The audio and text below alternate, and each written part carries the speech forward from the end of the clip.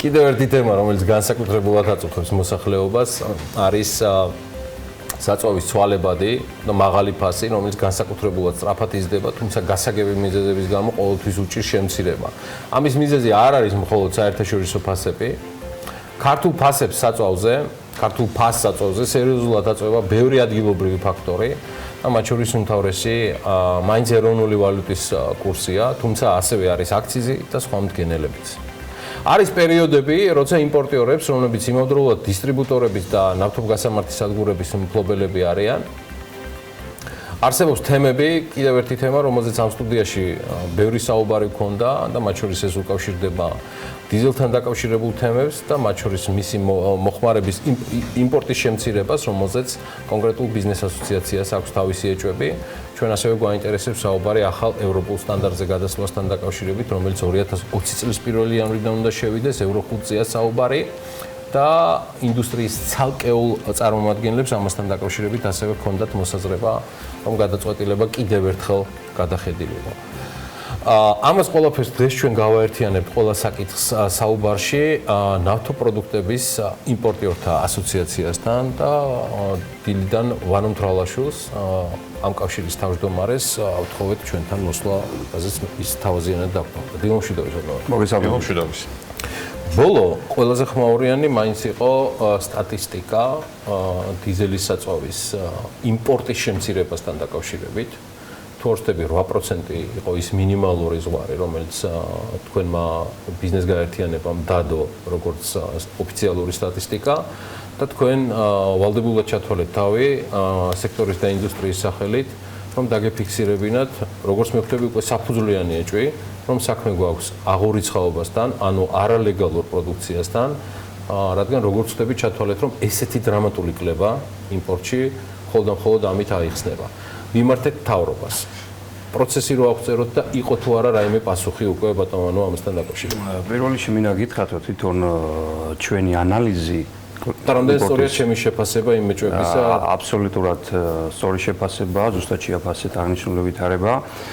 მინდა გითხრათ, რომ ჩვენ მუდმივად ყოველთვიურად ვაქვეყნებთ ანგარიშებს იმპორტთან დაკავშირებით და იმპორტი პირდაპირ არის მიმული მოხმარებასთან, ანუ ჩავთვალოთ, რომ იმპორტი ეს იგივე მოხმარება არის. და მიმდინარე წლის 9 თვის განმავლობაში ფიქსირდება, რომ იმპორტი შემცირებულია დიზელის საწვავზე 8%, ეს არის 33,000 ტონიანი კლება. და აქვე მინდა გითხრათ, რომ ის ინდიკატორები, რომელიც დიზელის საწვავის მოხმარებას განსაზღვრავს, ფაქტიურად თითოეული ეს ფაქტორი ძირითადში გაუმჯობესებულია, მაგალითად ინფრასტრუქტურული სამუშაოები არის მნიშვნელოვნად გაზრდილი, სატრანზიტო გადაზიდვები არის 25%-ით გაზრდილი. და ასე შემდეგ აბსოლუტურად სატრანსპორტო პარკი იზრდება ყოველწლიურად 5%-ით. ანუ ფაქტიურად ის მოცემულობა, რომელიც საბოლოო ჯამში დიზელის საწვავის მოხმარებას განსაზღვრავს, ყველა დადებით ესე ვთქვათ მაჩვენებელზე არის. ელექტრომობილებიც იზრდება, მაგრამ არა იმ ტემპით, რომ ესეთი შემცირება. იცით რა, დიზელის საწვავის ყავს სპეციფიკური მოხმარება. ეს არის ეკონომიკის სექტორში დასაქმებული ხალხი, რომელიც ფაქტიურად შეიძლება ითქვას, რომ ძირითადში მიმული არის ეკონომიკურ საქმიანობაზე. ამიტომ თავისთავად რა თქმა უნდა შესაბამისად აი მაგალითად ბენზინთან მიმართებაში ჩვენ კლება არა გვაქვს.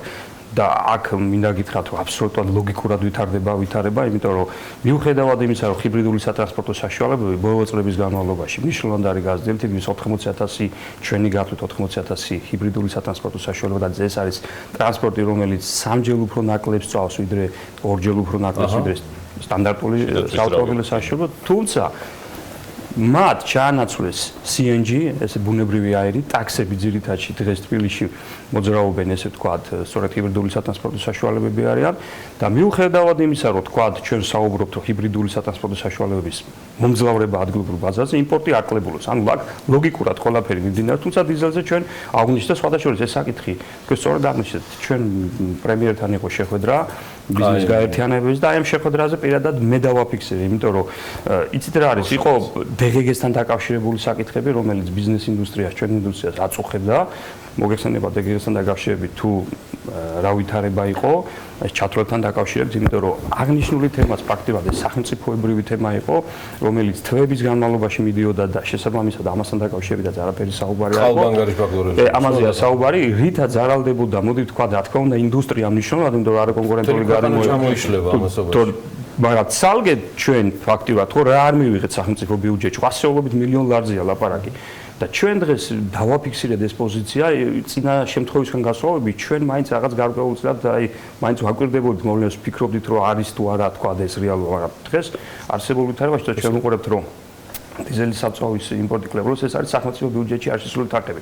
მაგალითად ამ 33000 ტონას ჩვენ თუ ლარებში გადავიყავთ ეს არის 25-30 მილიონი ლარი რომელიც სახელმწიფო ვერ მიიღო. არის ყველაზე მაღალი რისკები, ანუ საიდან შეიძლება რომ ხდებოდეს აღურიცხავი ასე ვთქვათ დიზელის შემოსვლა, რომელზეც მათ შორის სახელმწიფოსაც აქვს ალბათ ინფორმაცია, ხო?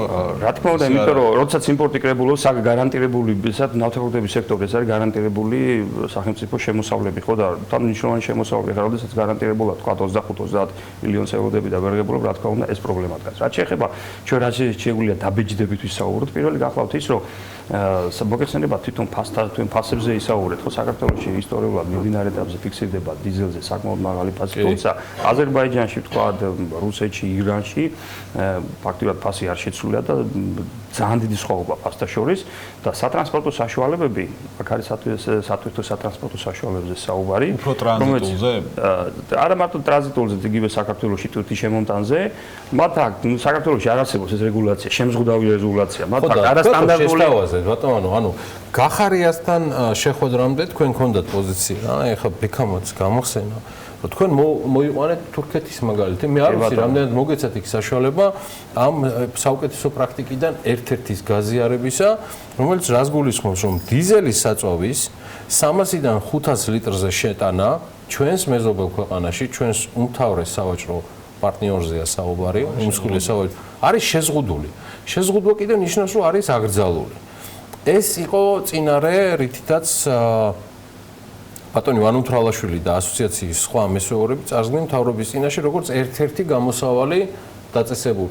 ანუ რაიმეზე პასუხი ამასთან დაკავშირებით? რა კონკრეტულად ეს საკითხი არ იყო ის ფორმატი, რომ ეს დაგვეყენებინა, თუმცა ჩვენ ვამზადებთ ამ საკითხს. რა თქმა უნდა, შესაძლებლობის სამსახურის წინაშე ეს საკითხი ჩვენ გაჟღერებული გვაქვს და თურქეთი მოგეხსენებათ, ეს არის დიდი ქვეყანა, ბაგდადი კორიდორი შეიძლება იყოს 2-3000 კილომეტრიანი კორიდორი, სადაც სატვირთო სატრანსპორტო საშუალება გადის. ჩვენ შემთხვევაში, როდესაც თქვა წითელი ხიდიდან სარფამდე სულ 700 კილომეტრი, ალბათ შეიძლება იყოს 200, მაქსიმუმ 300 ლიტრის შეზღუდვაზე. როდესაც სატრანსპორტო საშუალებები შემოაქვთ 700, 800, 1500 ლიტრი უფრო მეტი და რა თქმა უნდა ლოგიკურად ეს პროდუქტი რჩება ადგილზე, იმიტომ რომ ძალიან იაფად ნაყიდი პროდუქტია, რჩება გასამართ სადგურებზე იყიდება. ეს ერთია, თუმცა ჯამში ხნის იმ 30000 ტონას, რომელზეც არის თვეების მიხედვით განაწილებული, თუმცა რა თქმა უნდა შესაძლებელია იყოს აქ ასევე სხვა საკითხებიც, რომელიც სამწუხაროდ ჩვენ ახლა მტკიცებით ფორმაში არ შეგვიძლია ვისაუბროთ ამაზე, თუმცა ეს რაც ფაქტი არის და რაც გვაქვს ეს არის და თვალშორის თურქეთმა ამ საკითხით რა გააკეთა, საქართველოს ხდებოდა გადინება, როგორც სქემა მოდელი როგორი არის, საქართველოს ხდებოდა გადინება, იმიტომ რომ ჩვენთან გაცილებით იაფია პროდუქტი ვიდრე თურქეთში და თურქეთმა მიიღო საქართველოს, ანუ ჩვენგან რო გადინება არ მომხდარიყო, გააკეთა შეზღუდვა 350 ლიტრი 500 litrამდე, ეს მაქსიმუმი არის, ზედმეტობა ინტეგრება. ფაქტიურად ჩვენს გამოდაწესებულში. კი, რა თქმა უნდა, საქართველოს შედიოდა, ამიტომ რომ არ შესულიყო, თუმცა მიუხედავად ამისა, მაინც ეს 300 ლიტრი თუ რაღაც მაინც გადის, იმიტომ რომ ზღვისპირა გასამართი სადგურები, მათ შორის ბათუმის საერთოდ აქტიურად ვაჭრობს დიზელით იმის გამო, რომ გადადის თურქეთში ხდება ამის გადინება. აუზი შეგიძლია ცალკე. ეხლა ჩვენი ქვეყნისთვის ეს რა თქმა უნდა მნიშვნელოვანია, იმიტომ რომ მათ შორის საწვავის მოხმარების თქვათ ზდადან ესეთი საკითხები დაკავშირებულია. ბატონო, რა არის სტატუსი? შემდეგ საკითხზე გადავიდეთ, იმიტომ რომ სხვა თემებიც გვაქვს სასაუბრო. ევროდიზელთან დაკავშირებით და 2020 წლის 1 იანვრიდან შესაძლო ასამოქმედებელ ნორმასთან მიმართებაში ინდუსტრიამ ამასთან დაკავშირებით არაერთი შეხვედრა გამართა, კონსულტაციები შიგნითაც მიმდინარეობდა, იყო შეხვედრები მთავრობასთანაც, გამოიკვეთა რაიმე თუ ჯერჯერობით კვლავ იქ ვართ, სადაც ვართ და არსებული სტატუსით 1 იანვარს დიზელის საწვავი გადავა ევრო-5-ზე. პირველ რიგში მინდა გითხრათ, რომ ბიზნეს ომბუდსმენი, ანუ ყოველ შემთხვევაში ეს საუბარი არის აზერბაიჯანულ საწვავზე, თითქოს პრობლემა სწორედ აზერბაიჯანულ საწვავს ეხება. და აქ მე მინდა გითხრათ, რომ ეხლა არსებობს ფაქტორები, ხო, ბევრი ფაქტორია, მაგალითად ავტოპარკი ჩვენთან, დიზელზე მოძრავი სატრანსპორტო საშუალებების აბსოლუტური უმრავლესობა, სადაც 50% ეს არის 25 წელზე უფრო ძველი სატრანსპორტო საშუალებები. და მინდა გითხრათ, რომ გარდა იმისა, რომ რა თქმა უნდა არსებობს საწვავზე სტანდარტი, არსებობს კლასი, ეკოლოგიური კლასი სატრანსპორტო საშუალებას და ეს არის ევრო 2 კლასის შესაბამისი სატრანსპორტო საშუალებები. ნაკითხავთ ევროპაში დღეს სატრანსპორტო საშუალებები და სწორედ სატრანსპორტო საშუალება აბინძურებს ხო გარემოს და ეკოლოგიური კლასის სატრანსპორტო საშუალებას სწორედ გახლავთ ის რომ მან რაც შეიძლება ნაკლები დაბინძურება გააკეთოს. 2016-დან არის ევრო 6 კლასის, ევრო 4 კლასი ეს იყო 2004-დან 2009 წლამდე გამოშვებულ სატრანსპორტო საშუალებებზე და 2009 წელი ეს არის ევრო 5 კლასის სატრანსპორტო საშუალებები. ანუ ჩვენ მოდით ვთქვათ ესეთი დღეს ანუ ევრო 2-ის კლასის სატრანსპორტო საშუალებაში რომ ჩავასხოთ ევრო 5-ის სტანდარტის დიზელი ეხლა რაც შეეხება ჩასმით როგორ ჩაასხოთ, მაგრამ არა, ყოველ შემთხვევაში მოდი ესე ვთქვა, ჩასმით შესაძლებელია და ანუ აქ არ არის, აქ ამ დეტალებში არ შევათ, იმიტომ რომ რა თქმა უნდა პრობლემური არ იქნება, მაგრამ აქ სხვა საკითხია, როდესაც ჩვენ გვაქვს თქვა მოცემულობა, როდესაც ძირითადში სატრანსპორტო საშუალებები არის მოძველებული და წლოვანებითაც ეს სტატისტიკურად ეს ფიქსირდება, ესენი არიან მომხმარებლების სწორედ აი ამ პროდუქტის, რომელიც არის 15-21-ით უფრო იაფი. პირველი. მეორე საკითხი მინდა გითხრათო, როდესაც აზერბაიჯანულ დიზელზეა საუბარი და მისი კვლევას მიმდინარეობს, ან ჩვენს გვაქვს მონიტორინგები გაკეთებული, დღეს ის უფრო ევრო 5-თან არის ახლო, აი თქვა გოგირდის მაჩვენებელი არის სადღაც ევრო 5-ის სტანდარტის მიხედვით უნდა იყოს 10 ppm-ი და იქ არის 15-20. ანუ ჩვენ თუ რეალურად აზერბაიჯანულ საწვავს ცალკე განვიხილავთ, ჩვენ ნახავთ, რომ ფაქტიურად ის თითქმის ევრო 5 გახდა, მაგრამ ევრო 5 არ არის. და შესაბამისად, სწორედ საკითხის დაყენება სწორედ იმაში მდგომარეობდა, რომ ევრო 5 შემოვიდეს ჩვეულებრივად მთავრობის ადგენლების. უბრალოდ ერთი წელი იყოს ესე თქვა მორატორიუმი და შესაბამისად ევრო 4-ზე გქონდეთ აი ამ სატრანსპორტო მაგრამ ჯერ გადაწყვეტილება ამაზე. რაც შეეხება აღნიშნულ საკითხის პრემიერთან ჩვენი მხრიდან დადგა. ამ შეხვედრაზეც ბატონო? კი, ამ შეხვედრაზეც იყო რაიმე რეაგირება გიორგი ახარიაშგან? თუ სხვათა შორის მე ესეთი შთაბეჭდილება შემექნა, რომ ალბათ ეს საკითხი გადაწყვეტილი იქნება ყოველ შემთხვევაში ისე რომ ეხლა ნუ იცით რა არის, აქ არის რამდენიმე ფაქტორი. ნუ ეკოლოგიურად მე ჩვენ ვსაუბრობთ იმაზე და ეკოლოგიური საკითხი ეს მნიშვნელოვანი საკითხი არის და ამას აბსოლუტურად ყველა ხარს უჭერს. და აქ ჩვენ სწორედ დიზელის როცა შევეხე აზერბაიჯანის საწვავის სტანდარტს, სწორედ ის თქვი რომ ის არა ევრო 4 არა თითქმის ევრო 5 არის. ანუ ამ შემთხვევაში ჩვენ თუ დავტოვებთ ევრო 4-ს, ეკოლოგიურ ვითარებას, ესე თქვა მნიშვნელოვნად და აბსოლუტურად არ შეიცვლება და ცალკე ავტოპარკი, სადაც ეკოლოგიური კლასის სატრანსპორტო საშუალებას საერთოდ არ არსებობს და ჩვენ შეგვიძლია დღეს საქართველოში იმპორტი გახორციელდეს ევრო 1-ის, ევრო 2-ის სატრანსპორტო საშუალებას შეუზღუდავად, ხო? აი ეს არის მნიშვნელოვანი პრობლემა. სხვათა შორის და სწორედ დიზელზე მოძრავი სატრანსპორტო საშუალებების აბსოლუტურად დიდი ნაწილი სწორედ შემოდის დაბალი ეკოლოგიური კლასის. შემოდის იმის გამო, რომ არ არის შემზღუდავი საშუალება. მათ შორის შუა აზიის ქვეყნები, მაგალითად ყაზახეთი იქნება, თქვა უზბეკეთი იქ მიიღეს უკვე ევრო 5 კლასი სატრანსპორტო საშუალებებს და ამოდის ხმარებიდან, თქვა და შემოდის საქართველოს ბაზაზე. ეხლა ჩვენ არ ვსაუბრობთ იმაზე, ხა მომხმარებელს რო ქონდეს საშუალება, ის რა თქმა უნდა უკეთეს მანქანას შეიძინოს. ეს აქსიომა აქ არ ვსაუბრობთ. საქართველოში რა ეკონომიური სოციალური ფონდი არის ხო?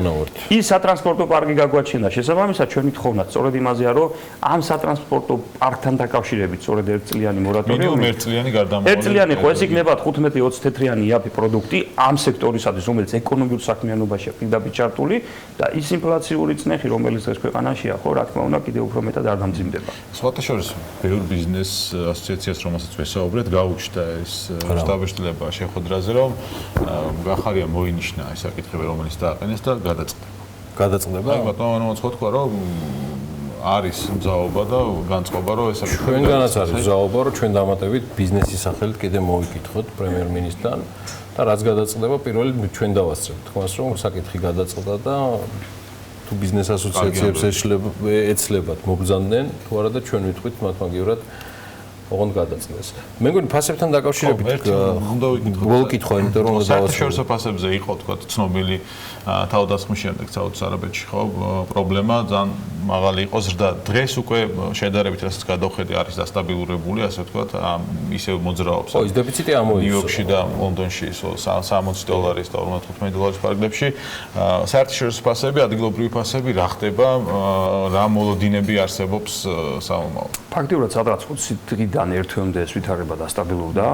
თქვენაც აღნიშნეთ დრონები თავდასხმის შემდგომ ფაქტიურად ნიშნულები დაბრუნდა იმ ნიშნულებზე უფრო მეტიც თქვათ რაც პროგნოზის კეთდება თქვათ სხვადასხვა ცნობილი საკონსტიტუციო კომპანიებიდან არის ის რომ ნავთობზე ფასი ალბათ მომავალ წელს დაბალი იქნება თუმცა ასეთი პროგნოზი ამ მიმართულებით არასდროს არ მართლდება რაც შეეხება ჩვენთან არსებულ ვითარებას მე მინდა ხაზგასმით დავნიშნო რომ აი სწორედ იმ პერიოდში როდესაც კატასტროფულად ფასი მოიმართა ადგილობრივ ბაზარზე საერთოდ ცვლილება არ განხორციელებულა მიუხედავად იმისა, რომ ლარიც ესე ვთქვათ, ყოველ შემთხვევაში არ იყო სტაბილური და თუნდაც ეს კიდე ერთი ფაქტორის, რომ არადროს ადგილობრივი ბაზარი მყისიერად და მომენტალურად არ რეაგირებს. რაც შეეხება დღეს არსებულ ვითარებას, ფასები არის ესე ვთქვათ სტაბილურად ქვედანიშნულზე. ზოგიერთმა არაბრენდულმა კომპანიამ გასამართმა სადგურმა რაღაცა დოზით ფასები შეამცირა. ყოველ შემთხვევაში ფაქტი ის არის, რომ ფასების ზრდას ნამდვილად ეს გამორიცხული არის და ფასების შემდგომი კლება ალბათ ეს ვთქვათ თითოეული კომპანიის გადასაწყვეტი იქნება, ისინი რა გადაწყვეტილებას მიიღებენ, როგორ იმოძრაობენ, თუმცა ყოველ შემთხვევაში ჩვენ მაინც მოლოდინების მიმართულებით არ არის ინდიკაცია. კაიენის იყავით უზო. ბატონოს მადლობა, ანონ თრალაშვილი, ნავთობპროდუქტების იმპორტის კავშირის თავმჯდომარე.